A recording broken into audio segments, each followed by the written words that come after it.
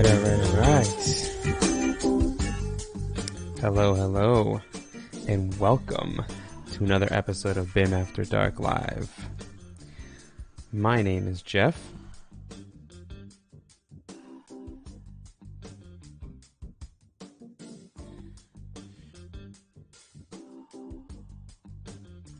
Oh, there I am. Oh boy.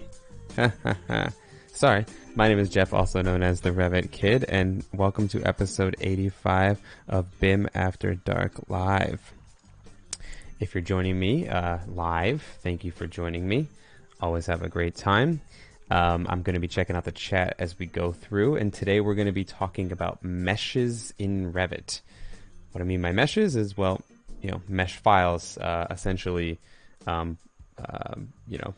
file types that we're not used to working with in Revit, and talking about some of the interesting things that Revit 23 allows us to do, and just exploring different file types and so on and so forth. So it's going to be a lot of fun. We're going to be using some interesting models. I'm going to be asking you guys to pick what model we're going to go through the process with, but what I'm really interested in showing is just how awesome it looks in Revit 2023, because we don't necessarily have all of the triangular polygons that we see that usually make things pretty ugly when it comes to using these type of files in Revit. And I apologize. I'm going to do my best to get through all of this content. My voice is getting a little hoarse. I'm getting some kind of a cold, so I'm going to do my best. I might not be a full hour just because I might lose my voice, but it is what it is. And hopefully everything sounds good. Let me know. I've been messing with my audio. Let me know if the audio sounds kind of funny, or if there's any issues that you guys see with that. And I may actually mess with some stuff as we're going through. Okay. So all that being said, before we jump into the content, welcome to some of you turning, Sean and Kelly and all you guys, welcome back. Before we jump into the content, I did want to remind you and mention that There we go again. I did it again. This episode is brought to you by the BIM After Dark community. You'll notice I'm drinking tea tonight with a BIM After Dark community mug. But what the BIM After Dark community is it is a community where you can ask questions about Revit, meet other Revit users, but also run through full-length courses such as those talking about presentation techniques, documentation, families, Dynamo. Within those courses, you can chat with me. You can work together with other people taking the courses. You can ask questions directly on it. There's sample files and so on and so forth. So 4 full-length courses. We also have our office hours, which we had one yesterday. So if I go here, you can see yesterday was office hour number 54, which is simply a Zoom call with members and myself, and we just talked through topics. Yesterday we talked about adding areas and area calculations to room color legends, and then we also talked a little about Enscape and some workflow tips and tricks and so on and so forth. So if you're interested in checking out the membership community, head on over to community.bimafterdark.com. I've got a 30% off sale going on from now until the end of the season, which will be December, and it's the lowest I've had since I launched it. Come hang out with us, meet other Revit users, hang out with me, and I hope to see you guys in there. And interestingly enough, today's topic was actually inspired by the community, and so I pulled up the post right here, and the topic was actually inspired by a member from the community, Paul, and as you can see, his question was pretty straightforward. It was, does anyone have a good source or know how to make boulders? And that sort of grew into a huge discussion as I scroll through here of all these different ways to either make boulders using Revit or import boulders, and what formats and how they're going to look and what you need to use them for. Obviously talking about things like, are you rendering it? Do you want it for orthogonal views, et cetera, et cetera, et cetera. So this is actually, this whole conversation that we're having today is actually inspired by that post on the BIM After Dark community. And so thanks, Paul, for asking the question. Paul's been a member for almost 3 years now, so he's one of the founding members. So thanks, Paul, for asking that question. And that's what we're going to talk about today. You know, what options we have when we want to utilize models maybe from other sources that we don't need parametric. We may only need them for very specific things, and it doesn't necessarily make sense. Like you'll see, in the thumbnail, and I'll show you, Spider-Man or some very specific things, and also a little technique to use them to maybe make other assets look better, like for example Enscape assets. Anyone who's placed Enscape assets in Revit knows they don't look all that great, and so by using a meshed object and linking them, you can actually have a pretty decent 3D object that pumps out to an Enscape actual object. So we're going to talk a little bit about that stuff. I'm going to keep an eye on the chat the whole time. What I want you guys to do is give me some ideas of a model that I can download and import into Revit during the stream. So, your best ideas, obviously I have Spider-Man as my example here, probably mostly because my son is on a Spider-Man kick. But if you guys have any ideas, just spit them out there, and I'll see if I can find a model live, and we'll bring it into Revit, and I can walk through some of the pros and cons there. Do you use mesh to put boulders through to get gravel? Yes. Hello, Paula, Jim, Jennifer, Kelly. Hey, Steven's here, who's also a member. Hey, Steven. Awesome. Okay, so let's just jump into it. Like I said, I'm going to do my best to get as much content as in here before my voice completely disappears, but I think we'll be okay. I didn't have too many Zoom calls today, so that saved my voice a little bit. So first of all, what do I mean when I say meshes? So let me jump over. Oops. Let me jump over here, and there we go. As I was messing with my audio, I actually forgot to put the audio in some of the scenes. Anyways, oh, the Death Star. I mean, Death Star is cool. That's a cool idea, Scoured, but I don't know. I mean, that one you can kind of model in Revit, I guess. I don't know. We'll see. I like the idea. That's the first idea is Death Star, but let's keep going from there. So this is kind of my fun working scene that I've got going here. And what I mean by meshes is really, it's these file types that you could see. These are polygon based, meshed objects, usually coming from programs like Blender, Rhino, 3D Max, Maya, etc. Right? And the formats that we get to work with are, unfortunately, it's under insert and link CAD, which has always bothered me in Revit. I don't know why. Insert link CAD. I don't know. I feel like at some point in time we should just had there's plenty of room on this ribbon. I mean, look how all this gray space over here, right? I think we could separate CAD from these type of objects, maybe like insert mesh or insert 3D. I don't know, it's something else. But either way, when you go under link CAD, for those of you that don't know, by default it's a DWG, right? Which we all know that DWG. If I pull this down, though, you'll notice that there's quite a few file types supported. So you can see we have DWG, which is our CAD files, right? We also have DXF, Formit, SAT, DGN, which I believe is MicroStation, OBJ, Rhino, which is 3DM, SketchUp, which is SKP, and then STL. And so those are kind of our options for importing CAD objects.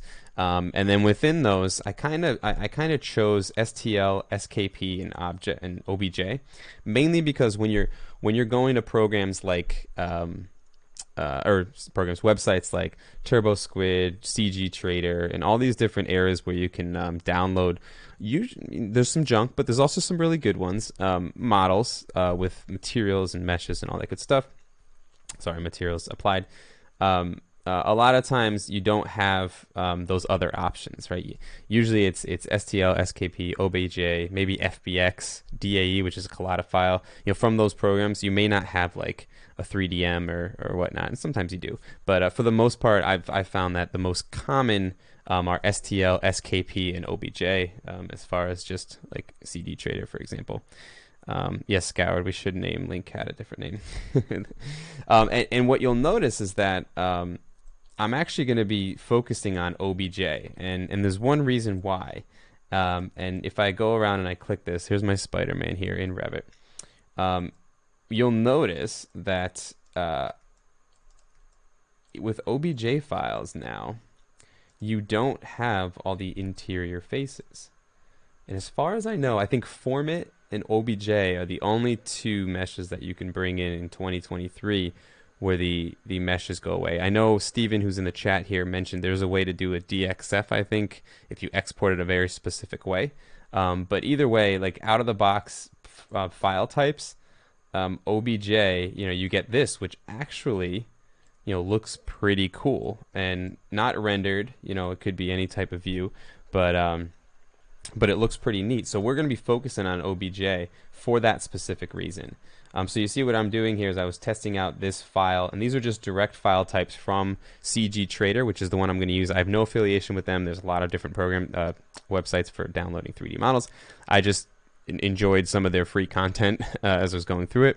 The nice thing about this is if you go through this process and you find yourself using these a lot for different things, then it's worth paying $8, $10, $12 for a high quality mesh model for these things.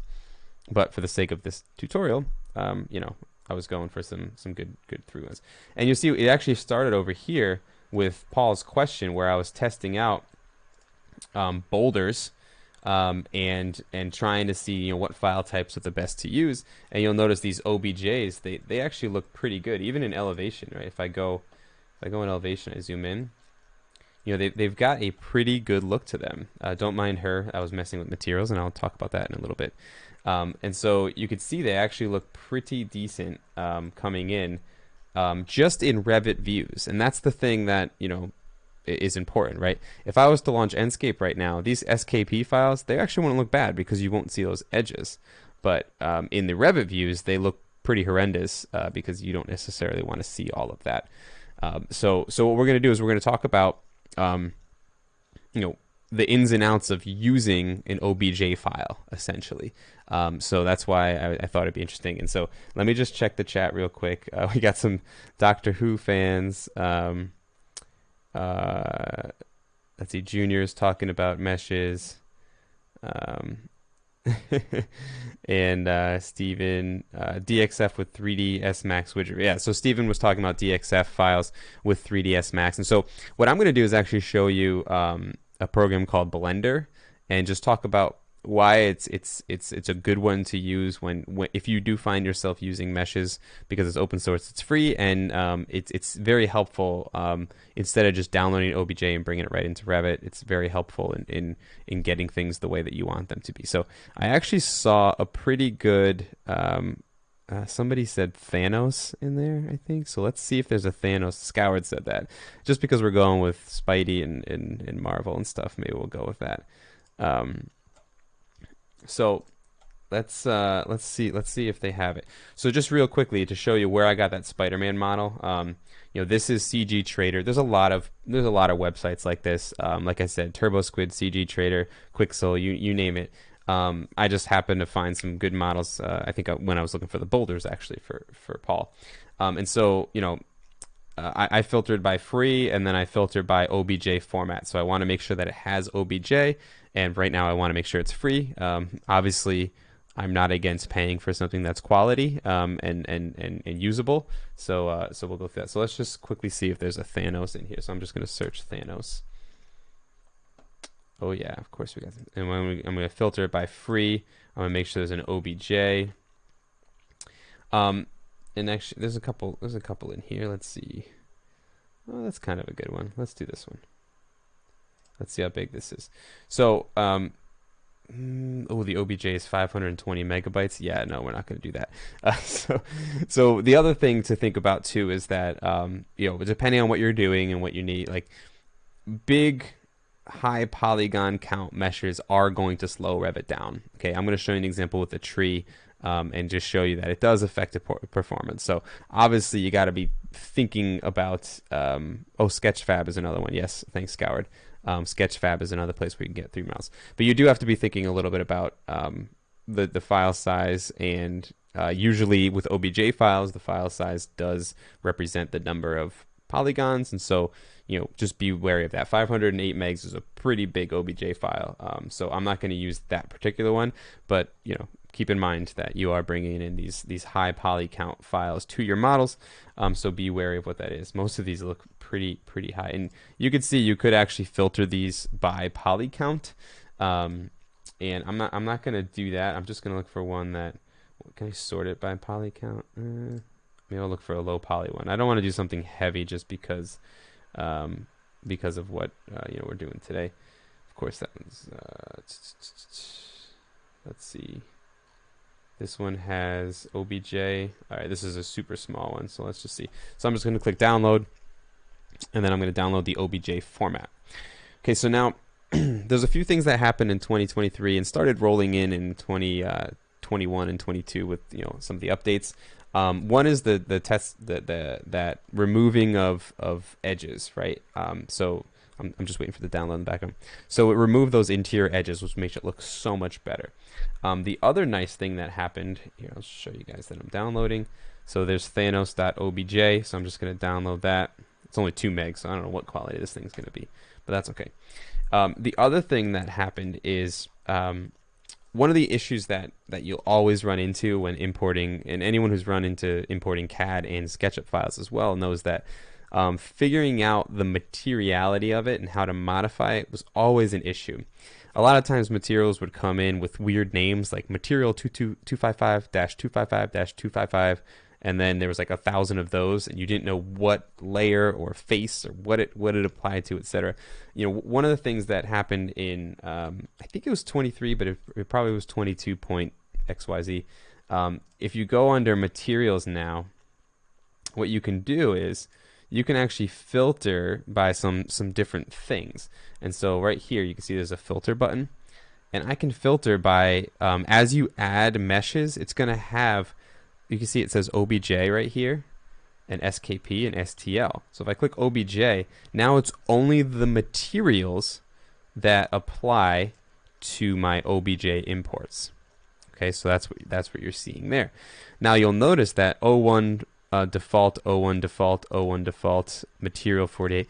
So you still have that issue where a lot of these downloads aren't going to have names or correct. They're not going to come in with the correct naming, and so part of the reason I bring it through Blender is so that I can have a little control over that when I'm downloading it. Think of it as when you download a Revit family.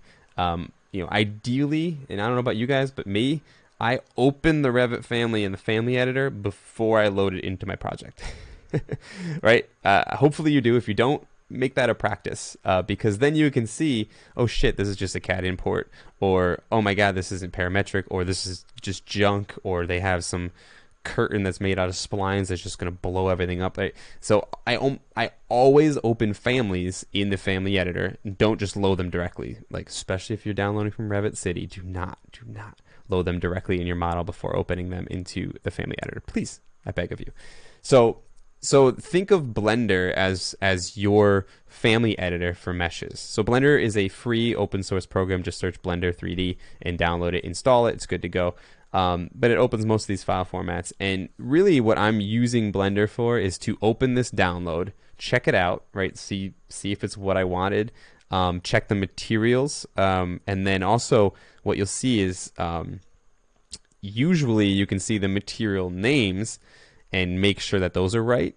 Sometimes they're not named, and you can rename them and then export it again as an OBJ and then bring it into Revit, and then I'll show you what that does. So this is what we're going to do. We're going to make 2 versions of this file. And I see the chat, so I just want to check to make sure I got everything here. Yes.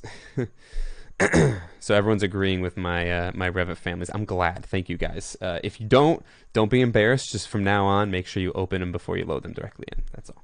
Okay, so what I'm going to do is I think what I'll do is I will download. I'll import the first Thanos that we downloaded directly, and then before editing it in Blender, even though I told you not to do that. Uh, maybe, well, let's see. So first, let me just take Thanos and let me copy him to my desktop.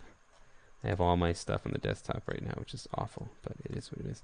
And I'm going to copy that, and I'm going to say, so I have a copy and then the regular one. So first I will bring it in without opening it. I'll do exactly what I told you not to do, just so you can see some of the challenges that exist when it comes to importing these. So I'm in Revit now. I downloaded that OBJ. I'm going to go up to Link CAD. I'm going to change this to OBJ, and I'm going to look for my Thanos, which is this guy here. I'm going to leave layers and levels and all this stuff the same, even import units auto detect. The imports is another thing, the units that we can talk about a little bit, but for now I'm just going to say open, and you'll see even though it auto detects, it asks you to specify afterwards, which is kind of goofy. Like it says auto detect, but then it's like, I guess we can't detect it, so you got to determine. I will tell you that when you go through Blender, it makes this a little bit easier, but a lot of times you may not know these source units, and it's kind of goofy. It's not always the same. So sometimes I will actually just start with whatever it's defaulted to, and then you may have to import it a couple times with different units to figure out what units they were in, unfortunately. Just the scale, basically. So like if I bring this into centimeters, you'll notice he's right here, and he's pretty small, right? So he's not looking too hot. So I'm going to undo that. I'm going to import it. The other thing you'll notice is he's laying down, and this is also where Blender can help too, is the axes, depending on whatever because one thing you have to remember is the people that are modeling these, they could be in any of these programs. They could be in Max, Maya, Rhino, Blender, whatever else, Inventor. I think someone mentioned Inventor in some of the chat. Like they could be basically in anything. And so what that means is when they're exporting, sometimes the Y, Z's, the X's, they get all messed up. And so by using Blender, you can open it and make sure you're exporting it with the Z up, and then it comes in the way you want. Because a lot of times these imports, you may not be able to flip and rotate them, which will bring me to my next point once I'm done proving this point. So let's just jump right into it. Okay, so if I'm going to just link them in one more time, and I'm going to change the, what was that? That was centimeter. Let's just do a meter and see what happens. Now he's huge. Look at him. But he actually doesn't look that bad. So you could see, I'm going to unpin him. He's huge. But the poly count is pretty good. It's good enough to see who this is. I keep moving him out of the way, sorry. Yeah, you can see what it is, who it is. There's enough detail there that you can actually see, you can see some information there. So it looks pretty decent. If you get the scale wrong and you don't want to re-import it, you could just do a scale factor. If you dimension him or something, you could see I just went to edit type.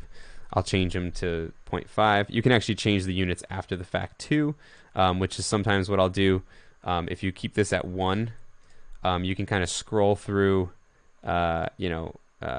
scroll through the different units to see what it does. So if I do feet, actually that might be Thanos.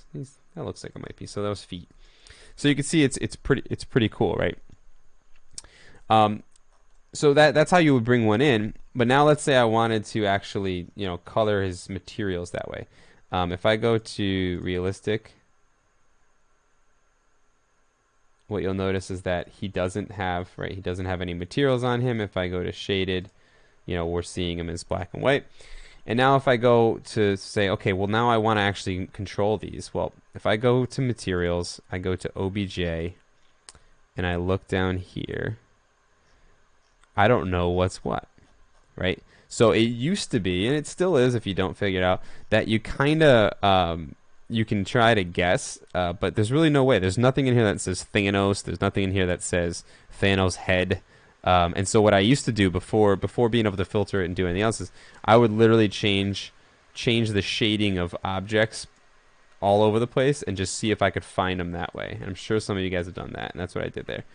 But we're not going to do that because that's just crazy. And so that's where Blender comes into play. So we can bring the file in. It's flipped on its side. It's there's no material, so it's kind of shitty. So what we're going to do is we're going to use Blender to actually get control of these things and make it more usable in the Revit environment, just like we would with a Revit family, right? The other aspect, which we'll jump into after Blender, is I also suggest loading these into generic model face-based families or just a family file.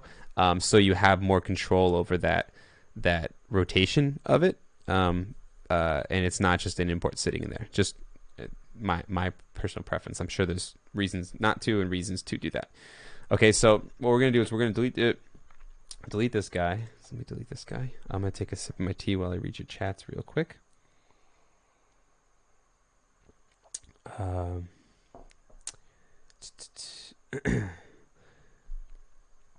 Yes.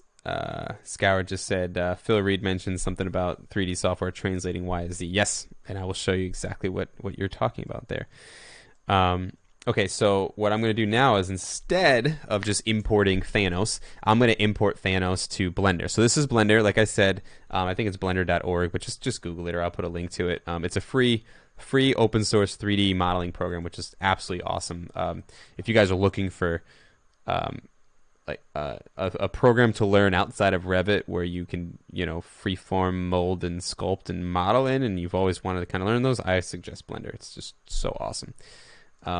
And so and it's also, the install is quick. It's pretty lightweight. Anyways, I'm going to go to File, Import, and then OBJ files. So I'm just going to import that Thanos. I'm going to use the copy so that I save the original. So I'm just going to click Import OBJ. And you can see there he comes in. Notice he's standing upright in Blender as opposed to not. And you'll also notice that he's got all these parts and pieces over here on the right hand side. And if we want, we can see, there we go. Okay. We can also start looking at textures. So I didn't bring down the texture file, so sometimes it'll come baked in it, sometimes it won't. But what you will notice is if I go over here and I expand these objects, what you'll notice is these objects here. So I'm just expanding stone green, and if I click this guy, you can see it pulls up the stone texture. So you can start seeing the texture names and so on and so forth. And so you can start digging through the textures of the file. But what I did notice is that even if you just open it and save it as from Blender, by changing the settings, it'll pull the textures with it. I'm sorry, I just saw a bunch of chat coming in. I'm just double checking here. I like to export from Revit to OBJ that transports Y. Yes. So they're just talking about the Y and Z transforms and all that good stuff. So we're not going to go down that. We're not going to go down that road. Okay. So apologize. I'm trying to get to. Okay. So now let me flip over here. So one of the things that I will show you right away is, and this is actually probably a bad model. I might open Spider-Man just to show you the material model or one of the trees. This is a little more intense of a Blender model than I think this 101 type of tutorial wants. So what I'll do is I'll just show you the export of, to keep Z up and all that stuff, and then we will, I'll show you a different example for materials. I wasn't anticipating that they had the collection was going to be this broken down into poly surfaces, and within that they have not too many materials, but yeah, there's a lot there for materials, which I'm not. For today, that's just too much. So what I'll do real quick, so I'll open it and we'll just export it so we get it, export to OBJ. And I'll put it back on my desktop. We'll call it Thanos new. And you'll notice that over here we have scale, and then you'll see Y up. Y up is what you're talking about, Scoured. And so if you just flip Y up to Z up, it usually fixes it in the Revit form. And you can see objects as material groups or OBJ objects. There's different things you could test out what those do. But I'm just going to export this here. And then I'm going to go back to Revit. I'm going to import it. And actually, I'll import it into a family because I mentioned it. So I'm going to go File, New, Family. The nice thing about doing this, too, is that you won't have the clutter of your materials from your project when you're trying to sort through them. And I'll just do a face-based, I don't know what on earth I'm in. That's okay. We'll just go... generic model. I'm going to do face-based just for fun. So generic model face-based. And now, if I go to Insert, Import CAD, and I go to New Thanos, Thanos New, you can see I could import it as generic models, origin to origin, open. It's going to ask me for unit. I'm going to say feet. And there's this feet. I don't actually know the height of Thanos, but I'm assuming this doesn't look too bad. So there we go. So you can see here's Thanos in here. And so what I meant by the material, being in the family environment was nice is if I go to materials now and I filter by OBJ, you could see that it came in. One thing you will notice is that all those materials actually came in with names. See this?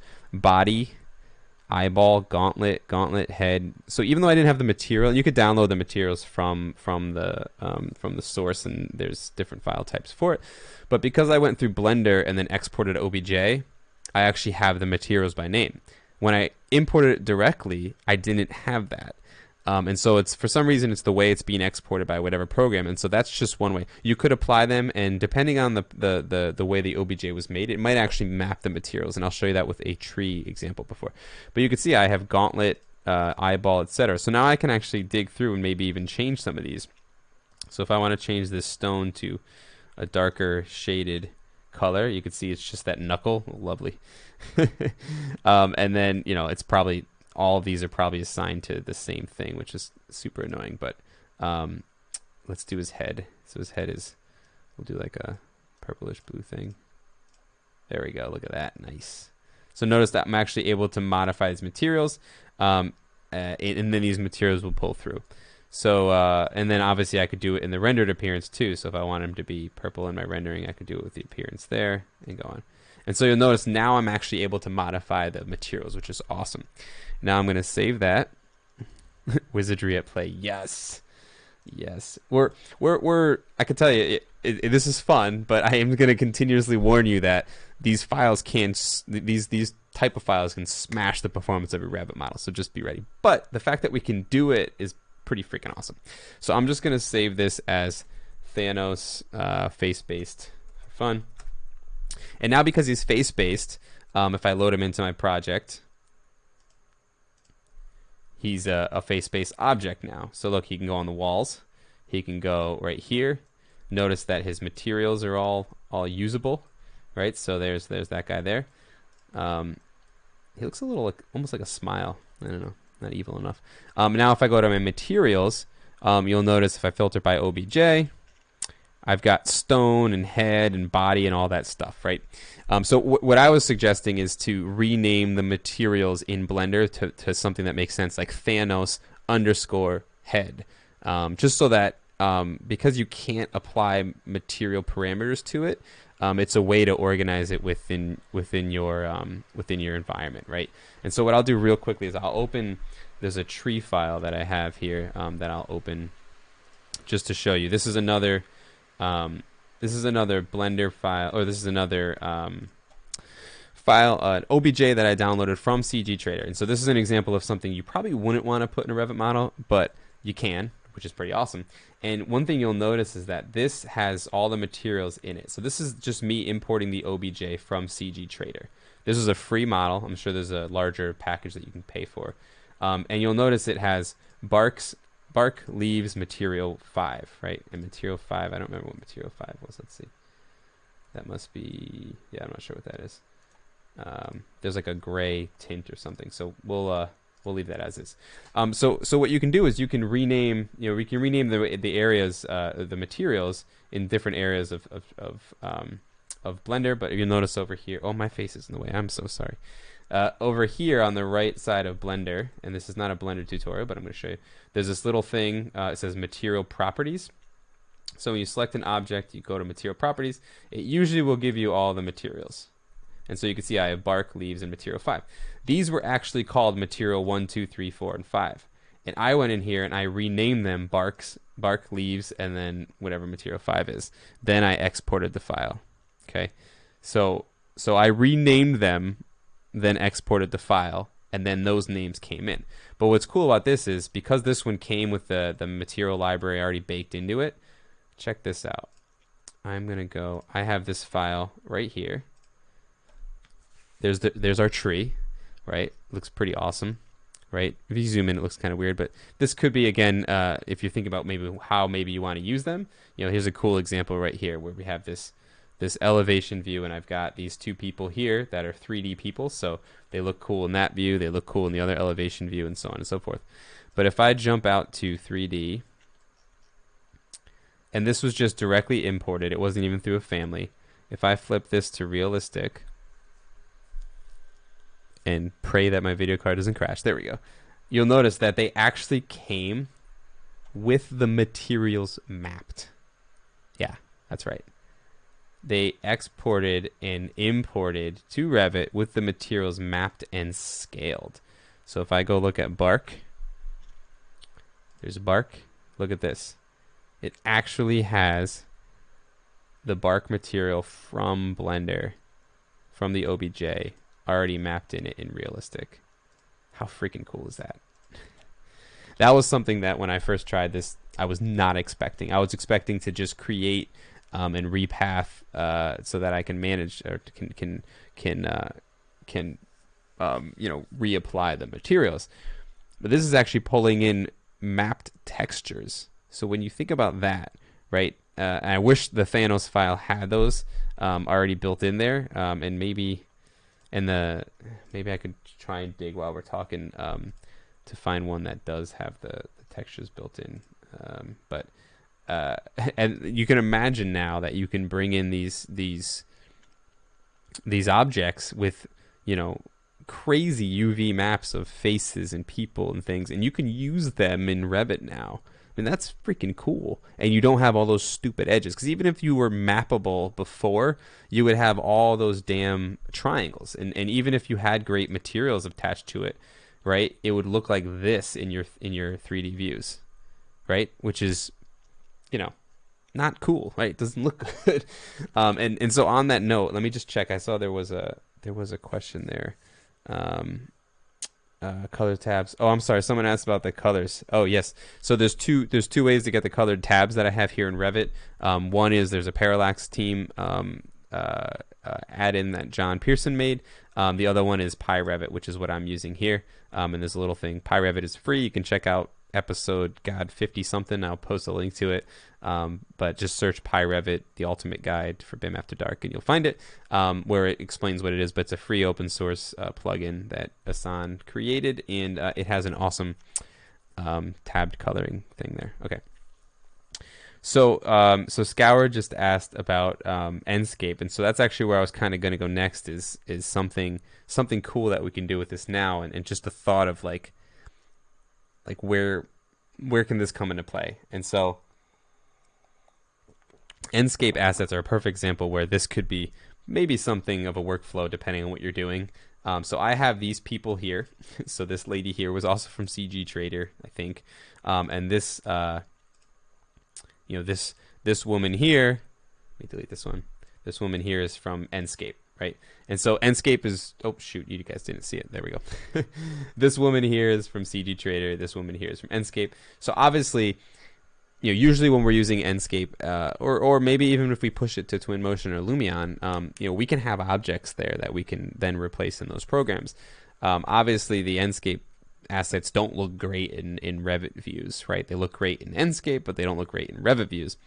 And so one thing that we can do, which is kind of neat, is I'll launch Enscape, and Scoured, by launching Enscape, I think this will kind of show you the materials. You talked about glossy and stuff. As long as you can find the material, you can adjust that, and that's the key, is finding the material. Because once you find the material, then it's just, you know, it's just a Revit material, right, being used in Enscape. So here's Enscape.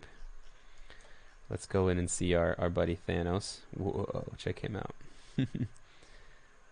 And so you can see, I mean, it looks pretty cool, right? And so if I go in here, you know, it looks pretty cool. And so if I map it all, it obviously looks better. Spider-Man, you can see here. I didn't tweak the material sheen, but you can see he's a little shiny, but that's okay right now. You can see these rocks aren't textured, but they look okay. She's got a texture on her, as you can see.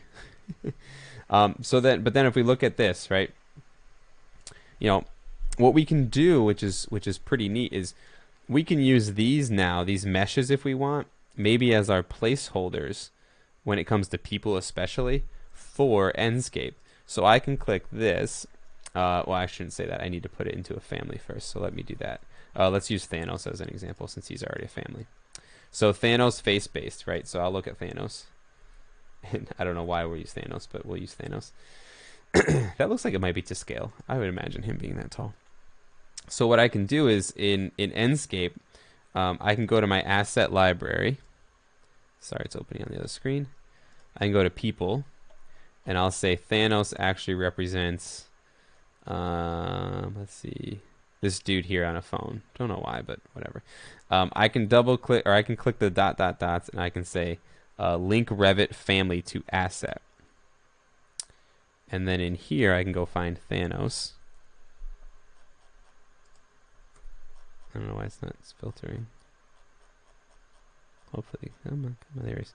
Thanos face-based. Click OK. And now you can see Thanos gets replaced with an Enscape asset.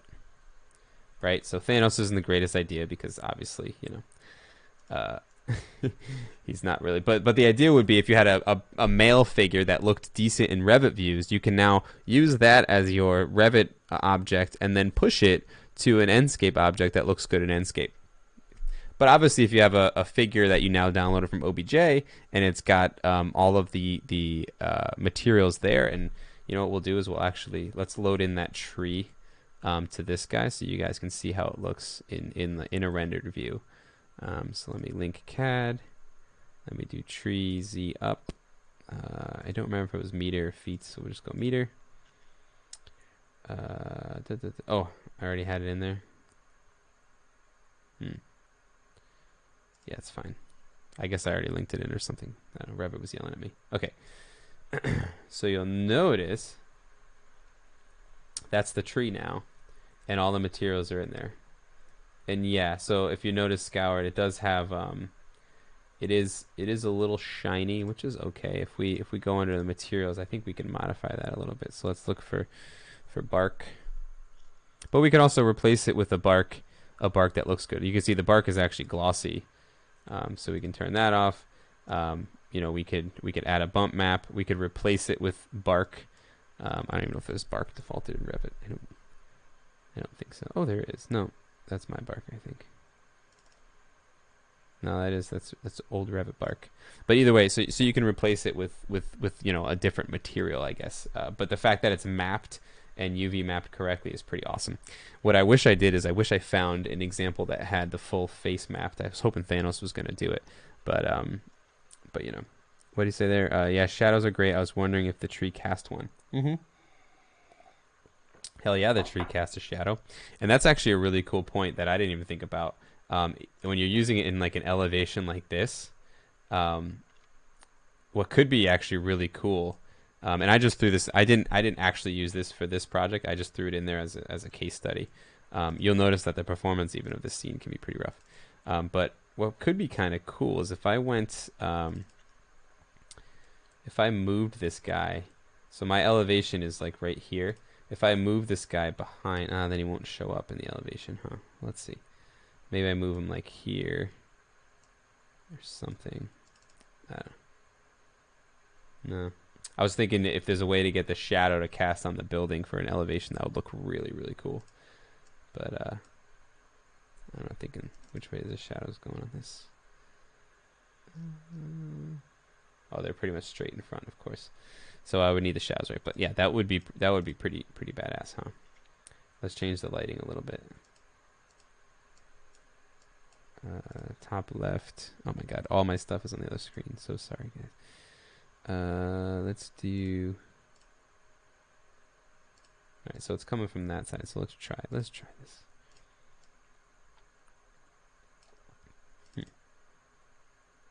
Oh, now we're talking.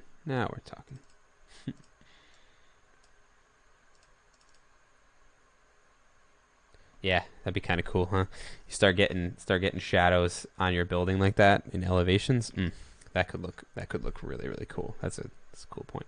This is a heavy tree, by the way, so it's performance wise, I'm not necessarily thinking that this would be the greatest idea, but it's something you can do, and the fact that we can do it and it looks significantly better in Revit views, right? I mean, this looks super cool in a Revit view. Is huge, right? That's a big deal as far as I'm concerned. Awesome, very cool. Okay, let me just make sure. Yeah, so I think let me just make sure there's no any questions on here. The shadows look amazing. Did you have issues with Enscape that show tree? We already answered that. Oh yeah, interior furniture, couches, etc. Yeah, I mean, I could go through and just try hundreds of different things. But what I think I will do is after this live stream, I'll make sure I'm going to try and find a model that has all the human faces and stuff mapped, and then I'll post it on Twitter or something. So follow me at the Revit Kid. Awesome.